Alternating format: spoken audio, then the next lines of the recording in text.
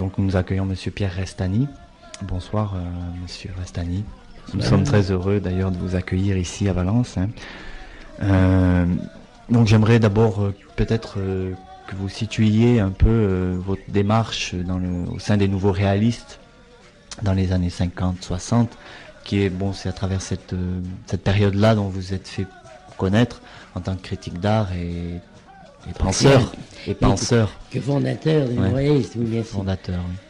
Écoutez, mon cher Sergio, j'ai été finalement très content de pouvoir venir, malgré la vie que je mène et que vous connaissez bien, parce que j'estime que c'est extrêmement précieux et surtout absolument indispensable que le territoire de notre pays, comme d'ailleurs celui de tous les pays qui prétendent à avoir et à gérer une dimension culturelle, il est indispensable qu'il y ait en quelque sorte des relais, des points de repère, des points d'approche. Vous êtes un petit point d'approche parmi tant d'autres, mais vous êtes comme les capteurs de son, vous êtes à l'éveil d'un certain nombre d'informations libres, d'informations souvent très profondes et de réflexions profondes sur le destin de notre culture, sur le destin de l'art, sur le pourquoi de telle ou telle attitude intellectuelle. Et je pense que, sans ce genre de réseau, notre pays serait un grand désert culturel autour des systèmes politico-administratifs qui ont la prétention d'administrer la culture. Donc, ce n'est pas un compliment que je vous fais à vous personnellement, c'est plutôt une réflexion pleine d'espoir. Je suis content qu'il y ait des gens comme vous. Vous n'êtes pas le seul dans notre pays, mais c'est pour ça que je suis très content de m'adresser avec vous et avec vous, disons, de cette façon-là, en homme libre et tout à fait, dépourvu de réflexes, de prudence ou d'autocensure. Je vous parle en homme libre et je le fais d'autant plus volontiers que je pense que ma présence ici s'inscrit dans une sorte de logique interne que je vais essayer de rendre un peu plus évidente. Oui, en effet, les grandes années de mon activité militante ont été les années 55-60, pendant lesquelles j'ai fondé ce mouvement des nouveaux réalistes qui a groupé, comme vous le savez, autour de moi, Edith Klein, Armand, César, Tinguely, Speury, Nikil Saint-Phal, et les Christo et les affichistes, c'est-à-dire les décollageurs d'affiches, comme ils s'appellent eux-mêmes, Raymond Hens, Mime Morotella, Villeglé et Dufresne. Bien, qu'est-ce que ces gens-là avaient en commun, malgré leur formation différente et leur parcours très épars? Ce qu'ils avaient en commun, c'est ce que j'ai appelé la nature moderne, c'est-à-dire la sensation, l'instinct que l'industrie était la source d'un matériel d'auto-expressivité et de poésie qui était capable de suggérer, de motiver, d'impliquer l'individu au même titre et au même titre affectif que des phénomènes naturels bien connus comme un beau coucher de soleil ou un lac de montagne, etc. Cette industrie qui, dans le fond, crée ainsi une nouvelle nature d'ordre urbain, industriel, publicitaire et médiatique, cette nature-là devait être conçue comme véritablement, encore une fois, à la fois la motivation et la matière première d'une nouvelle expressivité. Et c'est ainsi qu'au nom de cette nature moderne, s'est opérée cette vaste entreprise de recyclage des objets dont vous connaissez l'ampleur, l'étendue et les protagonistes. À partir du moment où mon raisonnement et ma réflexion active se sont fixés sur ce rapport entre la nature et la culture, il est certain que ma démarche, certainement, peu en contraste avec celle de beaucoup de mes collègues qui étaient, eux, des historiens ou des historicistes, s'est branché beaucoup plus sur la sociologie et sur l'évolution sociologique de la civilisation industrielle. Et il est arrivé un moment où j'ai senti que cette civilisation, cette société industrielle était arrivée à un déclin, qu'elle avait en quelque sorte perdu énormément de ses valeurs humaines au profit du grand problème du machinisme, au profit aussi d'un grand doute sur la situation de l'homme au sein de la société. Et c'est le moment alors où ma réflexion sur mai 1968, qui s'était d'ailleurs passé entre-temps, a commencé à prendre une autre tournure et que je me suis aperçu que mai 68 n'était pas comme on l'avait cru trop facilement sur le moment même, une crise de la jeunesse et de sa culture, ou plus exactement de la façon dont on lui distribuait cette culture. Oui. Mais qu'au contraire, c'était le signe annonciateur d'un changement de civilisation et surtout de société. Alors à ce moment-là, je commençais à me dire, mais en effet, nous étions donc, je vous dis, au début des années 70. C'est là que véritablement s'est opéré ce tournant chez moi, qui devait aboutir d'ailleurs en 78 à mon voyage en Amazonie et à ce manifeste sur le naturalisme intégral. Ouais. Au début des années 70, on s'aperçoit des retombées effectives de mai 1968 et de son idéologie basée sur la découverte de l'autre, sur l'altérité, sur la différence. Mai 68 a proclamé que Black is beautiful, et justement le résultat a été presque immédiat.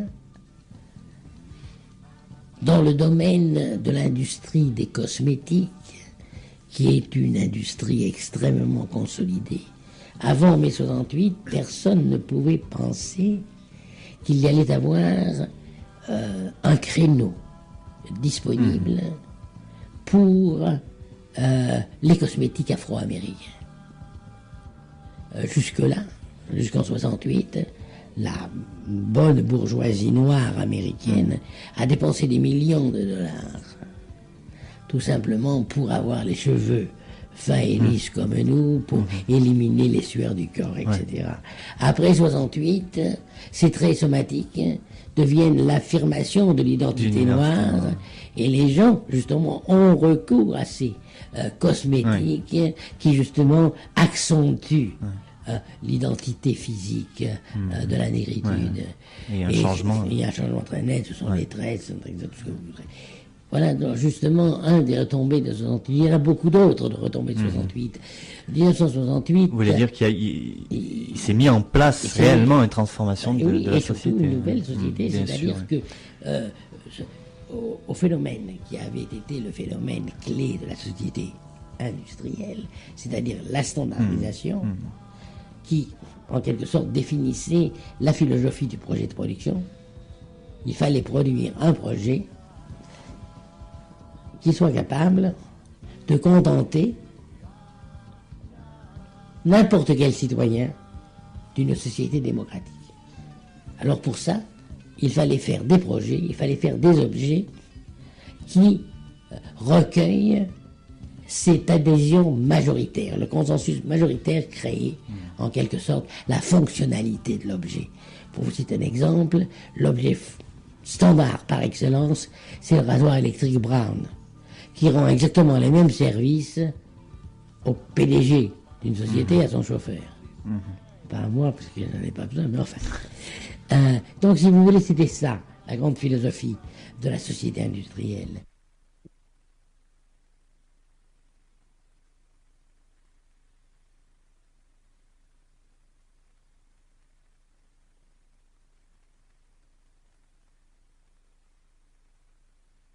La société post-industrielle qui est née après 68 renonce et s'oppose à ce concept du consensus majoritaire dans la philosophie de production de l'objet. Non, il faut que l'objet, à partir, disons, de caractéristiques qui peuvent être communes, soit capable de se différencier de façon à répondre aux besoins de toutes les différentes minorités ethniques, sexuelles, sociales, politiques, économiques, qui créent le marché. Et cette différenciation, évidemment, c'est la condition postmoderne qui la définit, et c'est la marque même de ces sociétés post-industrielles. Et il est certain qu'il y a là un phénomène capital. Et ce phénomène capital, j'ai commencé à le percevoir quand le minimum de recul du temps nécessaire m'a été donné pour y repenser. Et en repensant justement à ce changement de société, j'ai repensé aussi à ce phénomène fondamentalement esthétique qui est le sens de la nature pour un créateur ou pour un artiste. Oui, vous dites, dans les prémices de 68, en fin de compte, si je comprends bien, il y a eu un germe qui a été...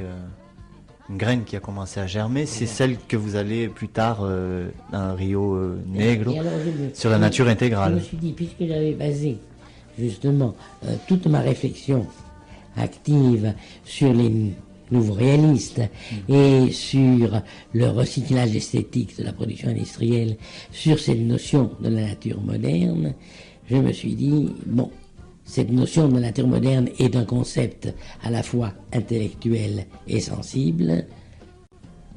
Allons voir ce qu'il en est de la vraie nature. Et pour moi, la vraie nature, c'est pas dans un square de jardin parisien qu'on la trouvera. Il faut aller à la source. Et la source, c'est évidemment ce phénomène extraordinaire, ce qu'on appelle soit l'enfer vert, soit le poumon de la planète, et qui est l'Amazonie. Et c'est ce qui a été à l'origine de mon voyage et de mon insertion dans ce groupe avec deux amis à moi, Franz Krachberg et Sepp Benderek, un artiste et un peintre qui m'ont accompagné dans ce voyage. Et c'est là que, justement, j'ai mis à l'épreuve l'analyse du concept de la nature en soi. Quand on est en présence d'un phénomène aussi extraordinaire, aussi exceptionnel, aussi grand que peut être l'Amazonie brésilienne, beaucoup de choses se remettent en question.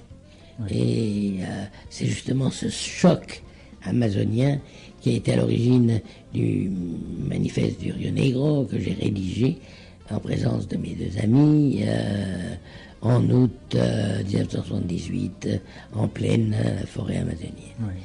Et je pense que ce manifeste porte l'accent sur le rapport entre la nature et la culture et qui, en quelque sorte, est un rapport à la fois emblématique, plus emblématique encore que symbolique, de ce que peut être l'écologie. C'est-à-dire, si le sens de la nature devient l'essentiel de la culture de l'individu, comme c'est le cas pour l'Indien tribal, alors le phénomène d'accord harmonique entre l'homme et la forêt traduit justement la dimension idéologique, ou idéale plutôt, de l'écologie. La dimension idéale de l'écologie, c'est justement cette indification du rapport de la nature à la culture. Oui, l'écologie finalement est de partout et on... Oui, mais l'écologie doit être, selon moi, considérée avant tout comme un phénomène moral, oui. C'est-à-dire comme le résultat d'une culture pratique basée sur le sens de la nature.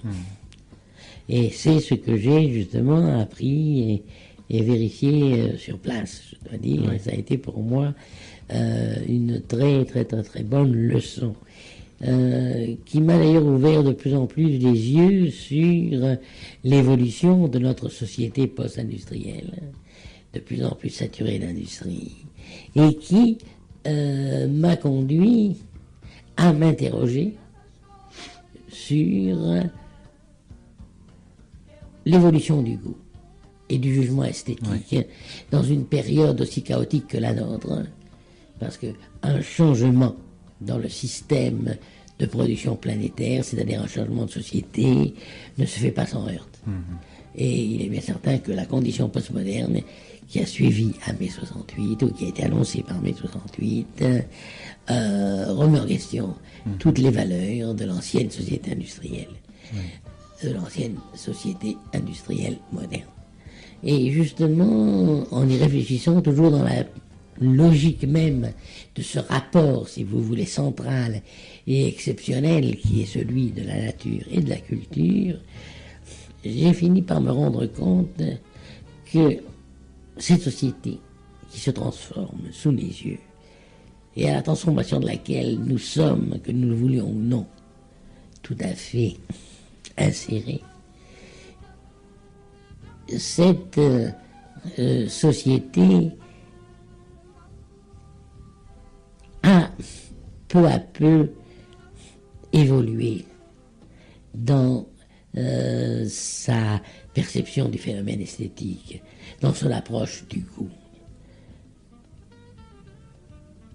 Le beau, qui était en quelque sorte le phénomène classique, est devenu un phénomène de plus en plus complexe, de plus en plus contaminé par des tas d'interférences, et n'a plus correspondu véritablement à ce lien direct de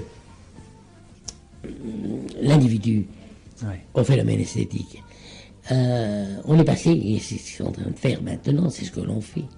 On est en train de passer, ou si vous préférez, on passe lentement et progressivement de cette vieille notion du beau à une notion beaucoup plus contemporaine et complexe, qui est celle du vrai.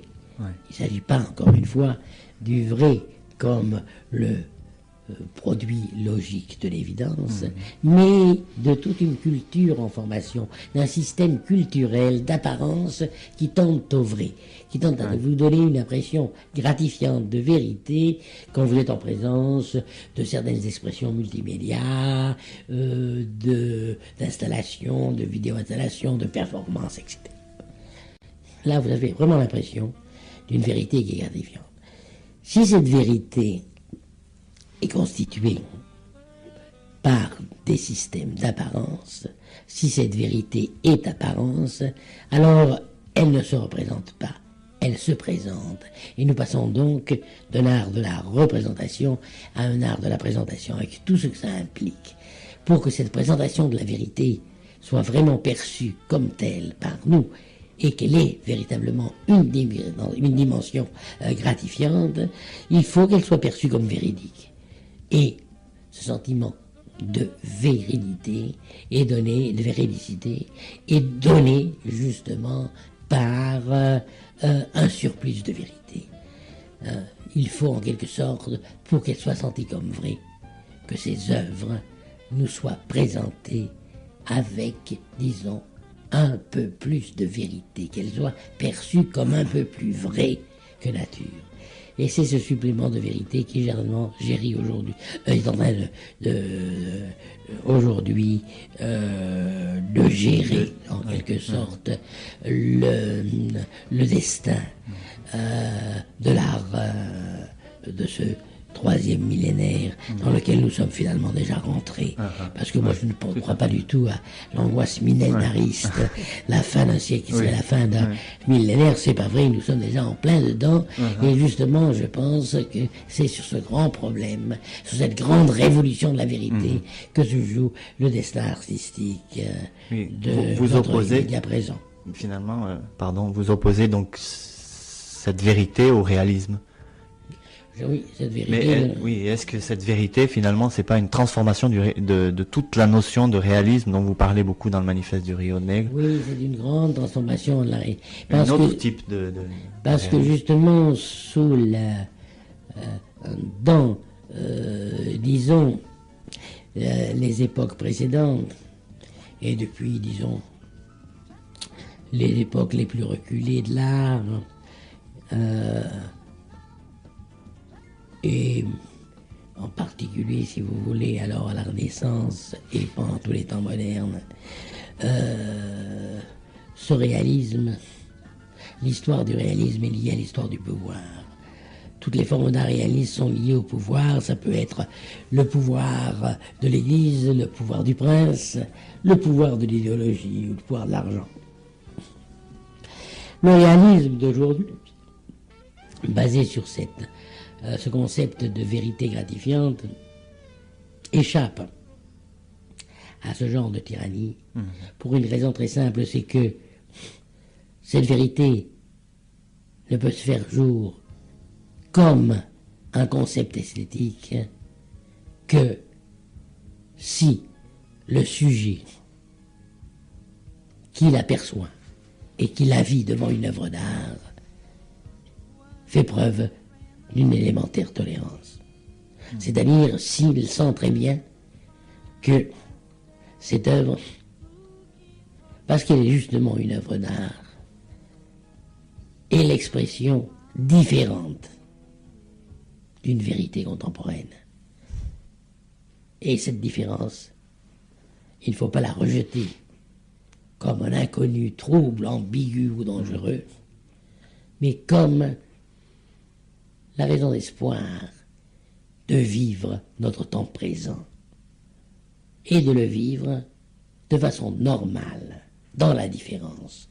Notre présent, notre univers présent, notre monde présent est celui de la différence dans toutes les diversités, qu'elles soient de type sexuel, de type économique, politique, religieux, etc. Cette diversité généralisée implique la présence de l'autre partout. Mais cet autre doit être perçu par nous comme une vérité normale. Et c'est cette normalité dans la différence qui est le signal même de la tolérance et la clé à l'ouverture d'une vérité esthétique. Voilà, si vous voulez, en quelques mots, le déroulement de ma pensée théorique, avec ses principales articulations. Et aujourd'hui, c'est pour ça que je suis très heureux d'être ici, je pense que je vous parlerai de ce manifeste du Rio Negro, de mon aventure amazonienne, sous le signe de cette clé de lecture, qui est celle de la vérité dans la tolérance. Ouais. Ben écoutez, je vous remercie pour cette entrevue.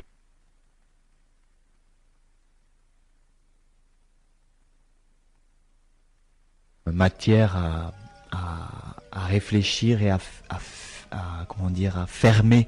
On a eu vraiment un exemple d'une pensée très claire et très, très consciente en face des choses de ce monde d'aujourd'hui. Et je vous remercie beaucoup pour cette aide, monsieur. À partir du moment où, comme vous avez pu le voir,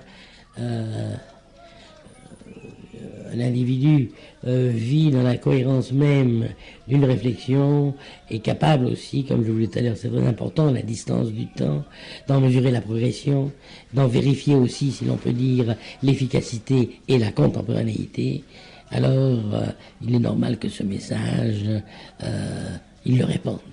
Ils le répandent dans la mesure du possible, dans la mesure de ses possibilités. Donc, le fait de parler avec vous de toutes ces questions-là, c'est pas du tout du temps perdu pour moi. Ça fait partie de la logique même de bonne expérience et de bon engagement. Oui, tout à fait, merci.